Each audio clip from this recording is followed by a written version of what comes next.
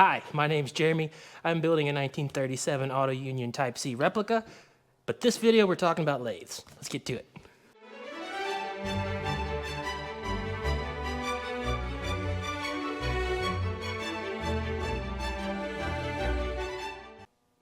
Alright, so this episode is going to be about lathe basics. It's going to be basically a mirror to the video I did about the mill. So before get into specifics, we're going to go through a bunch of nomenclature on this guy, and then all over the controls, and then we'll do some cutting on something. So starting down at the main end of the lathe, this entire block is called the headstock. It is what contains the bearings that hold the spindle, which is this guy here. The spindle is what actually holds on to your workpiece. So the headstock holds the spindle and transmits the power from the motor through a gearbox into the spindle. Mounted on the spindle is usually, in most cases, a chuck of some kind. This one happens to be a collet chuck, which holds collets, which allow you to hold on to any number of round or hexagonal or square stock and quickly make, say if you need to make a bunch of pieces, you can quickly cut your profile, cut them off, slide your work piece out, cut another one, etc. This is usually removable. This one happens to have a D1-6 nose on the spindle, which means it's a cam lock. I'll show you what that means and how to remove the chuck in a minute. The two other most common types of chucks you will see on a lathe are these two guys down here at the end. I'll give you a close-up in a minute. But on the left is a 3-jaw self-centering chuck. That's what the vast majority of people will use for the vast majority of the work. It's very quick, it's very easy, it doesn't take a lot of time to set up. The only downside is it's not repeatable on centering your part, which is why we have, to the right, a 4-jaw independent jaw chuck. Those allow you to dial in perfect accuracy on your parts, or you can hold on to square stock, or you can offset stock to, say, cut a crankshaft or something of that nature. It gives you basically infinite possibilities of what you can position and how you can position it on in your chuck to cut it. On bigger lathes, you'll often see them called geared head or belt driven. Geared head machines are like this one, where they have an actual transmission, like a car or truck or whatever, that physically directs power through a gear set into the spindle, whereas a lot of smaller lathes, like my little Atlas lathe, have a belt drive with 3 or 4 different speeds that are all belt driven. So you don't have the precision of RPM, and you don't have the power of a geared head where there is no belt slip. Below the headstock is this guy. This is your threading and power feed gearbox. This transmits power through one of these shafts, either this one or this one, into this unit. This whole assembly is called the carriage. So the carriage is what holds your cutting tool, whether that be an insert tool like this, or a high-speed steel tool, or a boring head, or whatever. The cutting tool is held in the tool post. This one is, they have quick change tool posts. This one is not. This one is a old standard tool post. PB Tools is like way out on quick change tool posts, so until I can get one of those, I'm stuck with this guy. But this one does at least have the functionality of you can lift it up and then turn it, so you can have, for say a job, you can have a number of different tools in the actual tool post and then just rotate through them. So the tool post sits on top of this. This guy is called the compound because it allows compound angles to be cut. Compound sits on this guy, the cross slide. The cross slide allows the tool post to move across, to move away from and towards the operator across the workpiece. Cross slide sits on top of the saddle. The saddle is this big H-shaped piece that goes back and forth linearly along the lathe to, again, facilitate moving your cutting tool on your workpiece. And hanging from the saddle is the apron. This whole big brick here is called the apron. It contains all of the gear train and power feed equipment in the carriage. Moving further down, this is called a tailstock. It is the mate to the headstock. These allow you to have a number of different things installed in the end. For example, this is a live center, and this is a drill chuck. So these come out, they have a taper that engages with the inside of the spindle. So you can use this to drill a hole, or in this case, I have a center drill, which is a very stiff, short drill that allows you to put a divot in the end of your part that then can be supported with your live center. Just real quick aside, the difference in centers are a live center, the nose of this actually spins freely. A dead center does not. So a dead center would go up there where you don't worry about the part spinning against it. The tailstock also can move on the lathe in a linear manner similar to the carriage. All of these components sit on this giant block of cast iron that runs the full length of the lathe that is called the bed. The bed is the backbone. Think of it as the keel of a ship. It is the most important thing on the lathe to have an accurate machine. If the bed is trash, the lathe is not really good. Similarly, cheap lathes that have a soft bed wear out very quickly. Higher end lathes like this Monarch have a hardened bed which lasts much longer. This machine is 83 years old, will be in April, and has very little wear in the bed. It does have some, but not much. And now I've moved the carriage down. This giant screw here is called your lead screw. It is used for cutting threads only on this machine. That is done specifically so you don't wear the lead screw out just running the carriage back and forth under power feed. Bigger lathes and the higher end lathes like this have a separate drive shaft that runs through the bottom of the apron and transmits power through a worm gear into the gearbox to actually physically move the lathe on this track with this set of teeth right here. Again, so you're not wearing out your lead screw. All of this sits on top of the feet, and sandwiched between the feet and the bed is your chip tray. This catches the bulk of the chips that you cut and also holds the coolant reservoir in the bottom of the chip tray. This one's empty currently because I haven't got a coolant pump set up for it yet, but I will. Now that we've got that out of the way, I'm going to grab the camera, bring you over here. I'm going to run you through all the controls real quick, and then we'll fire this baby up and make a light cut on something just to show you this beautiful old machine working.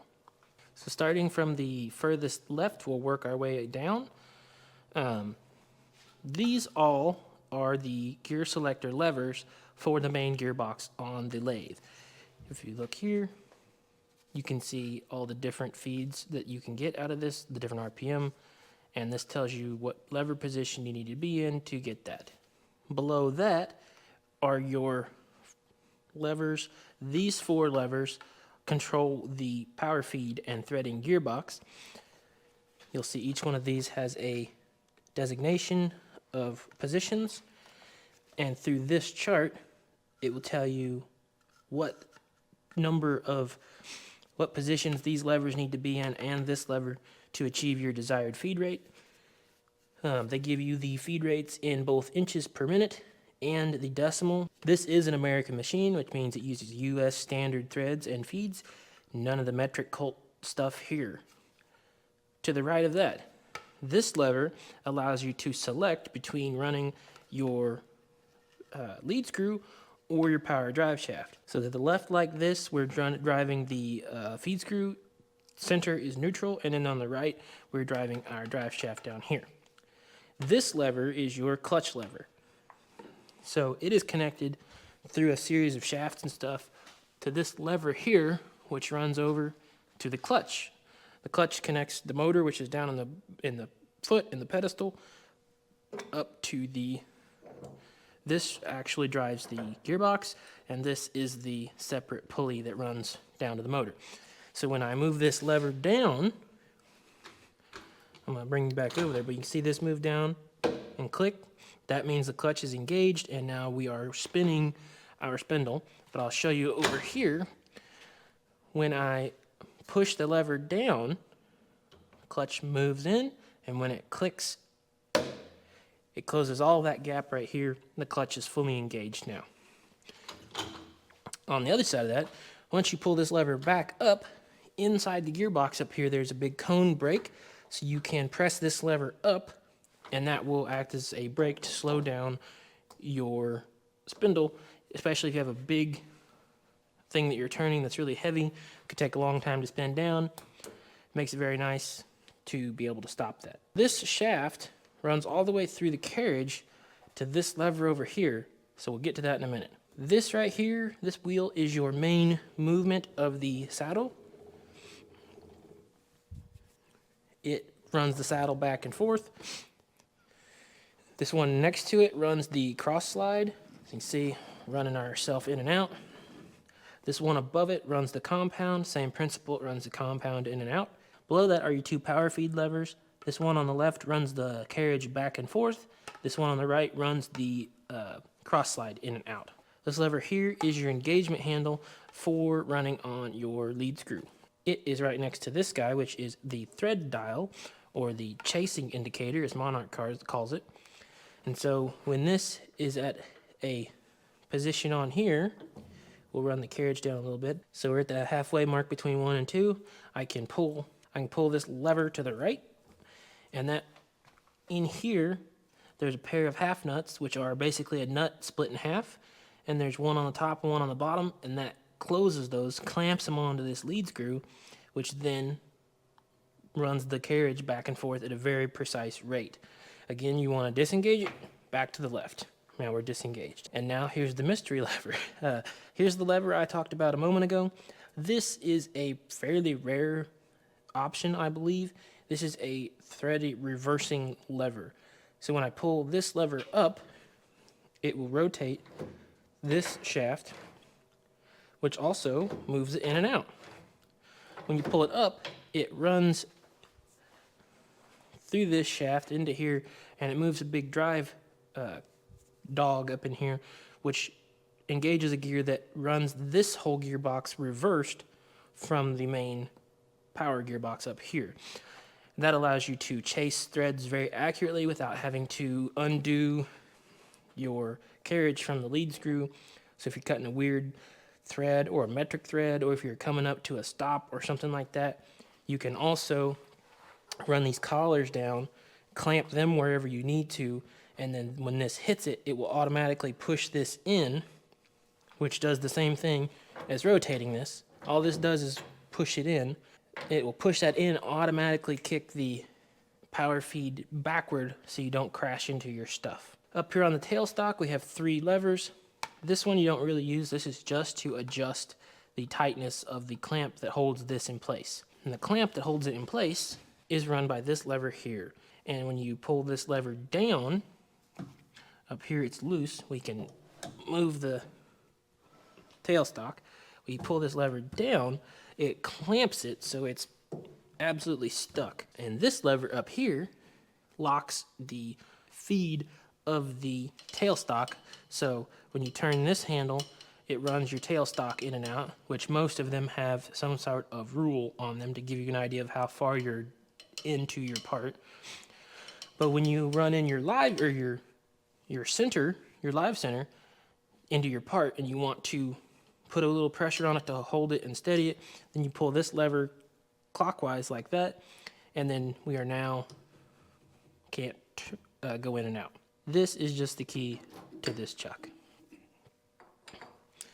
Couple royal quickies. Here's the live center up close.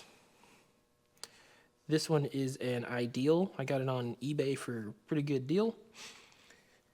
And this is a Jacobs 20N super chuck, super ball bearing chuck, whatever they're called. And this is the center drill, like I was showing you up close. You can see it's very stubby, very rigid. That way you can drill a really nice centered hole in your part. This guy is my Hardinge collet chuck. It uses 2J collets, which look like this. They have a little keyway in them that keeps them from rotating. And on this guy, it's tight, so I can't do it with one hand, I don't believe, but yeah, I have to put it in a lower gear. So to change gears, most of the time you have to be rotating the head because there's no synchronizers. You're just sliding gears into mesh. So if they come tooth to tooth, you have to turn it a little bit so then they can mesh and continue shifting. But now that we're in the lowest setting, should be able to loosen this guy. And now I can remove this piece. Here's a close-up of the two other chucks I was telling you about. This is a 3-jaw. It came with the mill, or it came with the lathe. I don't really use it much because it's a 3-jaw, and a lot of the stuff I'm doing is re-chucking other work, so I need to be able to center it, which brings us to this big guy. I think this is like a 14-inch 4-jaw independently adjustable chuck. Here is the back side. All of these chucks that go on this machine look the same. They have these big pins which have a cam lock groove in them, and when you tighten these guys, they have a half round that pulls on this cutout here. It pulls the whole chuck into the spindle, which actually centers on this taper here. So this little band that's a little bit different color, that is a very slightly tapered fit, so your chuck gets reseated in the same part, in the same place every time, and is centered on the spindle, which is important for the 3-jaw and the collet chuck. So I figured I'd show you taking this off. So I'm gonna put this in neutral so I can spin the spindle freely. And we're gonna go counterclockwise to loosen those. And because this is a small collet chuck, it only has 3 of those cam locks. So as you can see, this next one doesn't hook on to anything, so we can skip one. I usually put this on so it engages on the odd numbered cam locks, just so it's consistent. And we'll pull that loose. And you usually have to go around a couple times, but hey, we're lucky. But then this just comes right off, easy peasy. And now I'll go grab the 4-jaw. First thing for the 4-jaw, you gotta put this down. Then also, anytime you change the chuck on anything with a tapered on the spindle, you wanna make sure you wipe this guy off and make sure there are no chips or swarf of any kind on the tapering surface or even on this flange here. And then also, you want to make sure that all of your cam lock pins are in the neutral position. Then we bring this heavy bastard. Whew. And then same thing, you want to wipe off this inside taper and make sure it is clean, no debris of any kind. The way I do this heavy one is I will run it over here close and line up the 6 cam holes. Then you pick up on this bar and walk it in. And like so. Now we're on. As you tighten these, that gap will go away. And then you run through and you just kind of snug them up.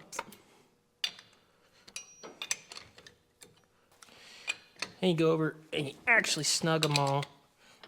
They don't have to be super tight, but you snug them all to make sure you're fully seated, and we're now fully tight. So there's our big 4-jaw. You'll note it has these rings cut in it. That is to allow you to set up to be close, at least, when you're getting ready to put in a part.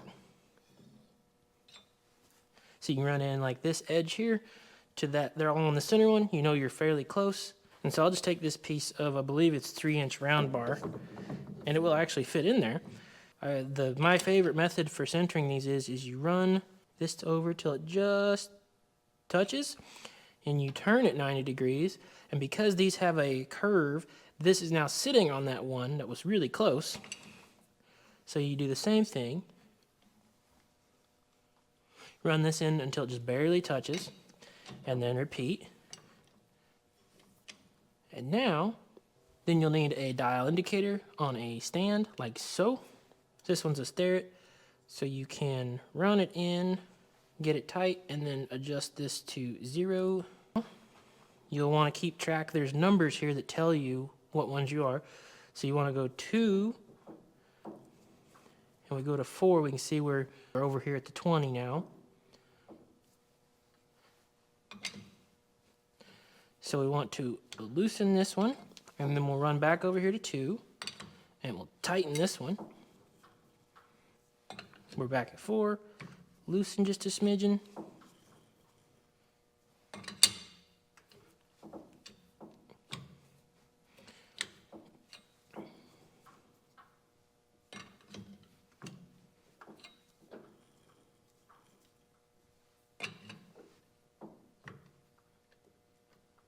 We're running about at the 30 now.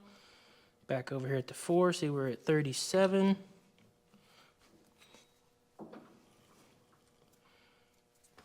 $31. Now we're close enough we can go over here. We can see we're at 8 or 9. Run over here, we're way out.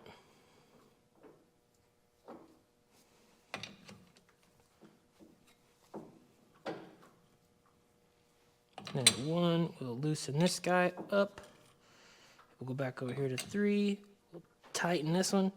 Oop, not that much. Tighten this one back, sorry. And now we're really close. All of our points are close to the 30. And now you can just fine tune it.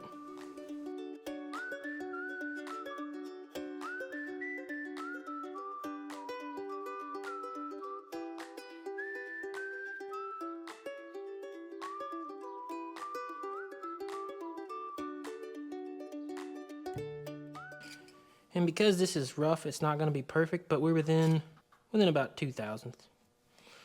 So we'll go over here, and we'll try to loosen up 2 just a smidgen, and then tighten 4 also just a smidgen. And that's got us within about 1,000th. So I'm still pretty slow at this, but I'm way quicker than I was even just a few weeks ago because I haven't had a forge on until now. But that's the quickest way. I saw a really cool video of an older guy, very experienced, showing how to do it. Easy peasy. Now, just like with the mill, this guy runs on 3-phase. So I'm going to start the phase converter up. One more thing real quick before I do, though. I want to go over the main types of cutting tools here. So, the 2 most common ones that you'll see are carbide insert tools, such as this, and high-speed steel tools, such as this, where you grind your own profile and go from there. For most everybody, these are actually better. They're harder to learn how to grind, they're harder to deal with at first, but they cut much better, especially on low-powered machines. Carbide needs a lot of feed pressure and a lot of RPM typically to cut well. And on a smaller lathe, like on this little Craftsman here, it's branded Craftsman, but it's built by Atlas Lathe. This guy just does not have enough oomph to really use carbide tooling. Whereas this guy you can take off, 150 thou pass, no problem. So like this, for instance, is a parting tool. It is a insert style. This is a tool I made for a custom job, making some little widgets. These guys actually, making these guys. Custom pegs for a cribbage board for a friend of mine. So I wanted to make the head pretty cool with a ball. And so these are, you can cut your own profiles like this and make your own tool shapes, which is also super nice. All of them are held in with these big screws. You just loosen these up. Well, we'll go to an empty one. You loosen these and tighten them. You can change out your tools. So to start this guy, this is our power on and off. This is our direction reversing lever. So we'll... Now you can see this is spinning, but our clutch is not. And then to start the head turning, first we want to make sure it's in a gear. And we'll go to...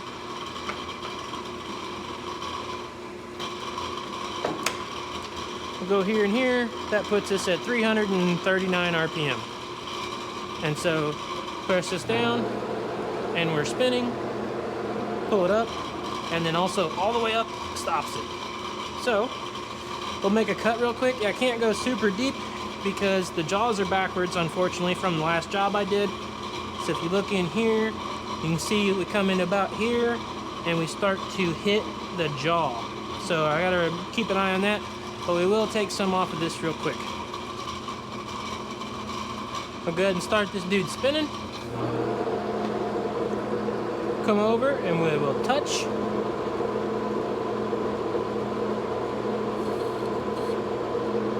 We'll dial in.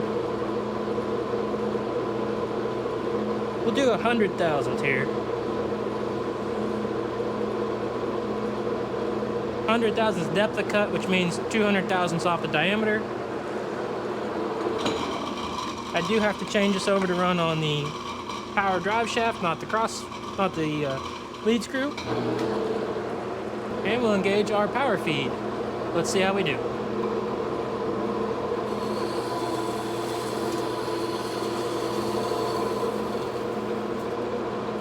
That's not enough feed. Let's see how this does. There we go, that's better. You can tell by the shape of the chips whether you got enough feed or not.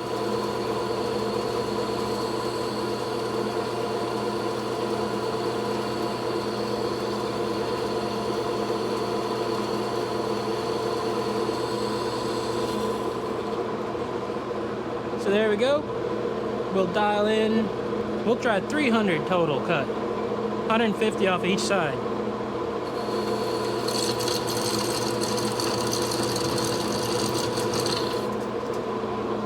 So that, I believe, is too much for this particular tool. I would need to have a different profile cutter in there. But we'll back her off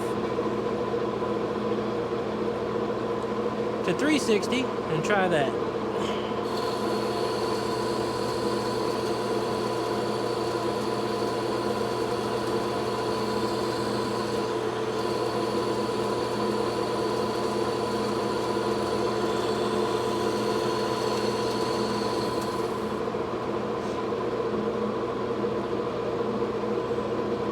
And one last quick one.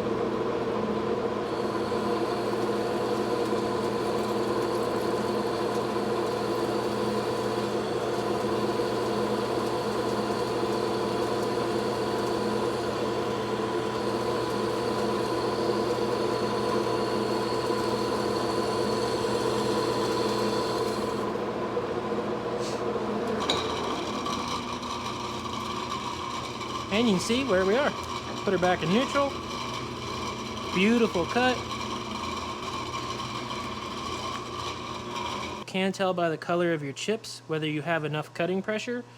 So when they're nice and bluish purple like this, there's a lot of heat going into them, which means there's a lot of heat being sucked off of the workpiece, and it acts very much like coolant. This is still nice and cold. Well, I mean, it's warmed up slightly, but the bulk of the heat has left in the chips, and the cutter is also not hot.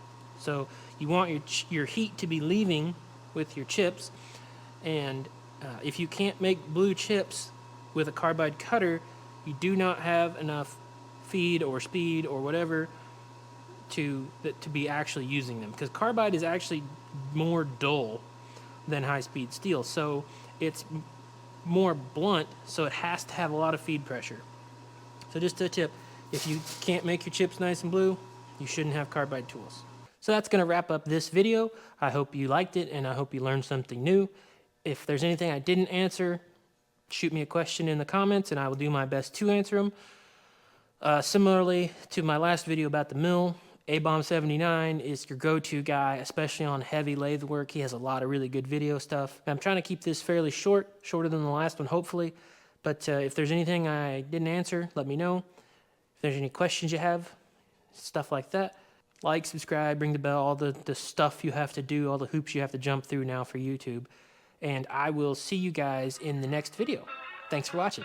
Bye.